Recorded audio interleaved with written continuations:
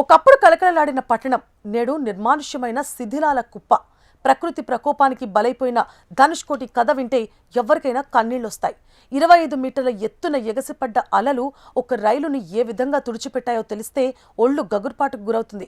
ప్రకృతి కన్నెర చేస్తే ఎంతటి వినాశనం జరుగుతుందో చెప్పడానికి ధనుష్కోటి ఒక నిదర్శనం.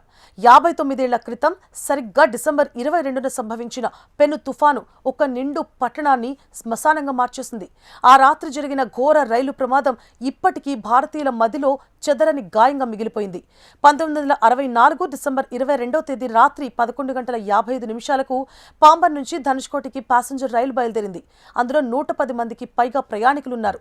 మరికొద్దిసేపట్లో రైలు ధనుష్కోటి చేరుకుంటుందనగా 240 కిలోమీటర్ల వేగంతో వీచిన గాలులు, 25 అడుగుల ఎత్తున ఎగిసిపడ్డ అలలు రైలును చుట్టుముట్టాయి. లోకో పైలట్ తేరుకునేలోపై రైలు పట్టాలు తప్పి సముద్రంలో మునిగిపోయింది. ఈ ప్రమాదంలో ఒక్కరు కూడా ప్రాణాలతో బయటపడలేదు. రైలు ఆచూకీ కూడా దొరకలేదు అంటే ఆ ప్రమాద తీవ్రత ఏంటో అర్థం చేసుకోవచ్చు. ఆ తుఫాను ధాటికి కేవలం రైలు మాత్రమే కాదు, ధనుష్కోటి పట్టణం మొత్తం తుడిచిపెట్టుకుపోయింది.